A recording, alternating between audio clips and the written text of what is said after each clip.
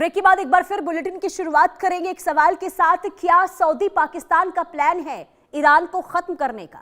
दरअसल देखिए, पश्चिम एशिया में तनाव एक बार फिर से खतरनाक मोड़ पर पहुंचता हुआ दिखाई दे रहा है। यमन की राजधानी सना के अंतर्राष्ट्रीय हवाई अड्डे पर हुए हमले ने पूरे क्षेत्र में एक नई बहस छेड़ दी है। दावा यह किया जा रहा है कि जब ईरान से एक विमान सना एयरपोर्ट की ओर बढ़ रहा था तो उसी दौरान रनवे को निशाना बनाकर हवाई हमले किए गए। अब ईरान समर्थित हूती विद्रोहियों ने इन हमलों के लिए सीधे सऊदी अरब को जिम्मेदार ठहराया है और इसे खुली आक्रामकता बताया है। वहीं दूसरी तरफ यमन की अंतर्राष्ट्रीय मान्यता प्राप्त सरकार का यह कहना है कि एयरपोर्ट के रनवे को इसलिए निशाना बनाया गया है ताकि ईरानी विमान वहां उतर ना सके। वहीं रिपोर्ट की माने तो विमान में हूती प्रतिनिधिमंडल सवार था जो ईरान से लौट रहा था और हमले के बाद विमान को अपना मार्ग जो है वो बदलना पड़ा।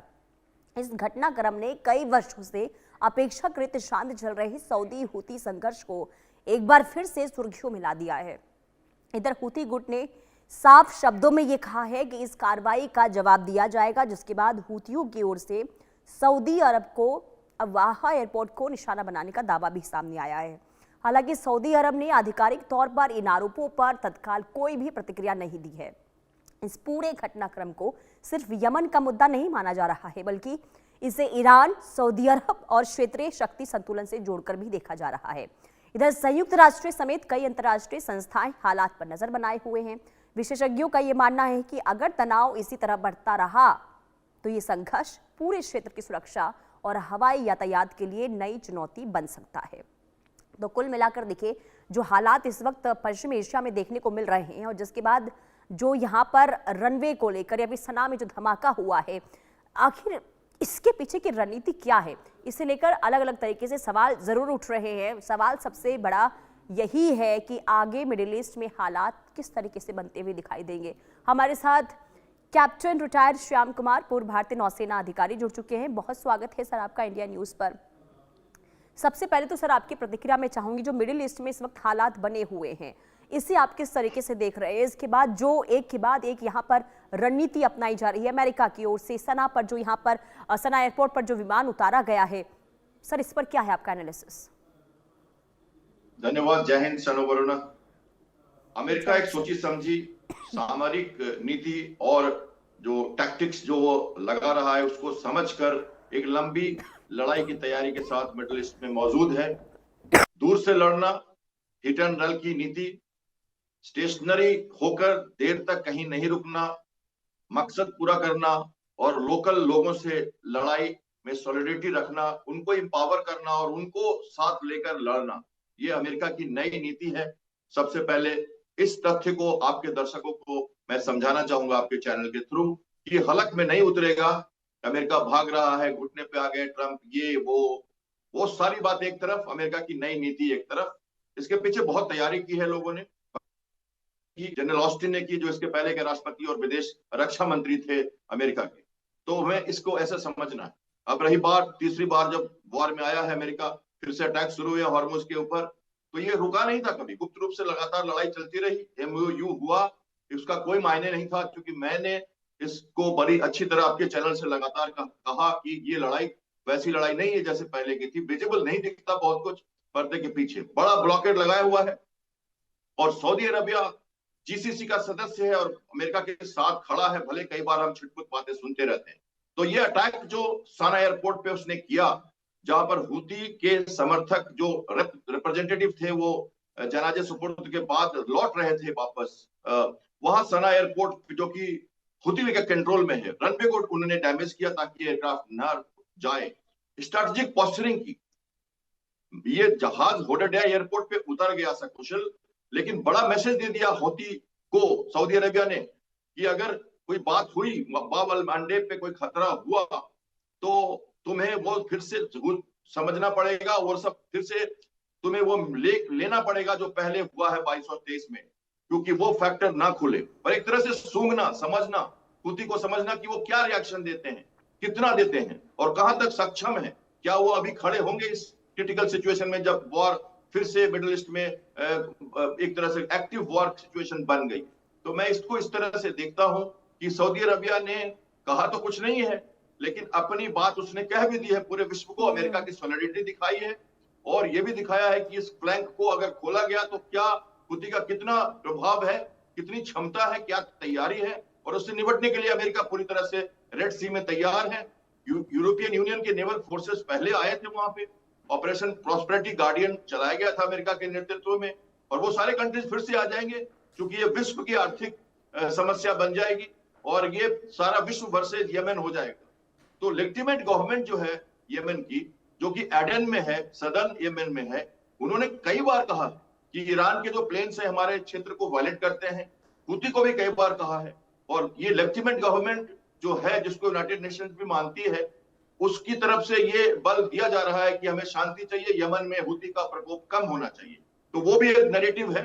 ये दोनों नैरेटिव मिलकर अमेरिका के एक तरह से उसके पलड़े भारी पड़ते हैं इसमें, और सॉलिडिटी दिखती है, नए फ्रंट को रोकने का एक तरीका दिखता है।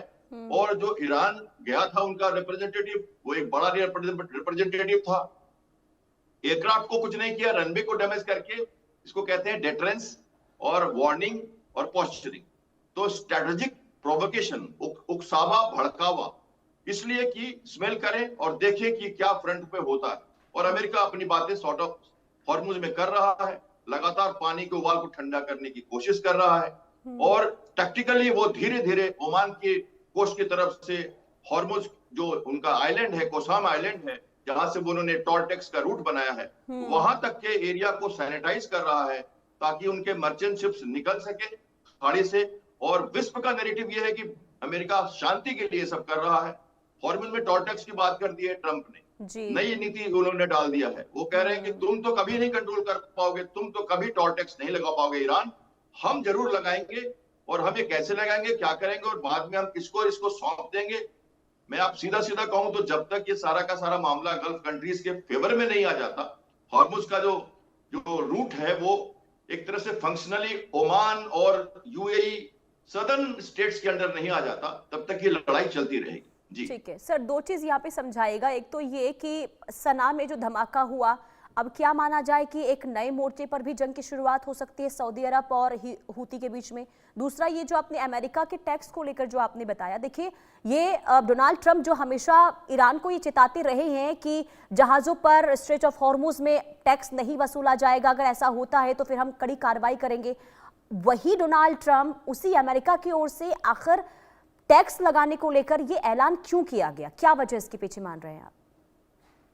जी, पहली बात की यस, बाब अलमंडेब पे नया एक क्षेत्र, मैंने कहा कि वो एक उकसावा या एक तरह से टेस्टिंग द ग्राउंड कर रहा है सऊदी अरबिया, या कोई भी जिसने भी डिस्ट्रॉय किया है जो साना एयरपोर्ट को डैमेज किया, वो पोस्चरिंग ये दिखा रहा है कि क्या हुती इस समय सक्षम है, रेडी है, पॉलिटिकली, मिलिटरली, इकोनॉमिकली।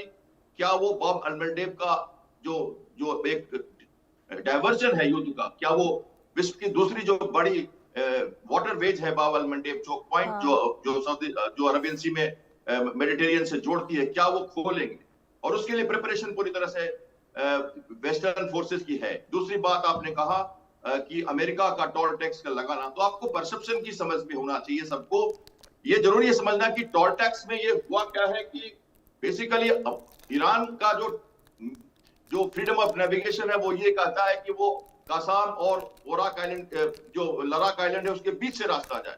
पहले वाला रास्ता बीच से जाता था, ये खाड़ी इधर है और ये खाड़ी के देश इधर है और ये अरबियन सी है। तो ये वाला रास्ता, बीच वाला रास्ता पहले था, जिसको बंद कर दिया गया, और ईरान यहां से चाहता है सब कुछ जाए। अमेरिका चाहता है जो पहले वाला रास्ता वहां से जाए, तो इधर से नीचे से ओमान की तरफ से वो धीरे धीरे इसको क्लियर कर रहा है, कहीं से उसको निकाल भी रहा है, जिस पर अटैक कर देता है ये सही रास्ता नहीं है, यहां से आओ। कोशाम पे अटैक किया गया, लद्दाख पे अटैक किया, इन चीजों को डिस्ट्रॉय कर रहा है अमेरिका। इनकी जो कैपेसिटी है मिलिट्री के, आरजीसी को, नेवी की, उसको डिस्ट्रॉय कर रहा है ताकि ये फ्रीडम ऑफ नेविगेशन पहले वाला बहाल हो। 20% टैक्स की बात एक छलावा है, क्योंकि वो जब टोल टैक्स कह रहा है तो कह रहा है हम क्यों नहीं लगाए, तुम क्यों लगाओगे? और ये बात बिल्कुल डिसेप्शन है, ये डाइवर्जन है, ये होगा नहीं।